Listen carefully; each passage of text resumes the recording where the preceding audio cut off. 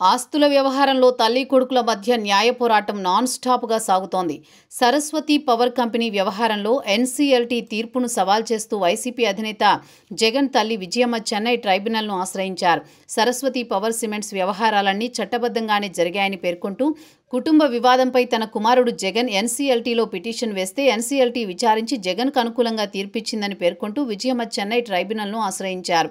విషయం ఏమంటే, Saraswati power company విషయంలో జగన్, భారతి, విజయమ్మకు తమ వాటాలను గిఫ్ట్ డీడ్ కింద రాసి ఇచ్చి డైరెక్టర్లుగా వైదొలిగారు.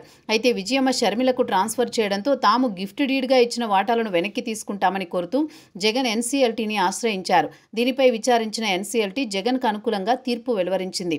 అసలు జగన్ సరస్వతి పవర్ విషయంలో ఇంతగా పట్టుబట్టడానికి రాజకీయంగా తనను వ్యతిరేకిస్తున్న సోదరి షర్మిలకు తల్లి విజయమ్మకు మద్దతు పలకడమేనని పరిశీలకులు అంటున్నారు. కాగా ఎన్సీఎల్టీ జగన్కు అనుకూలంగా ఉత్తర్వులు ఇవ్వడాన్ని సవాల్ చేస్తూ విజయమ్మ చెన్నై ట్రైబ్యునల్ను ఆశ్రయించారు. దీంతో తల్లి కొడుకుల మధ్య న్యాయ పోరాటం కొనసాగుతోందని అర్థమవుతోంది.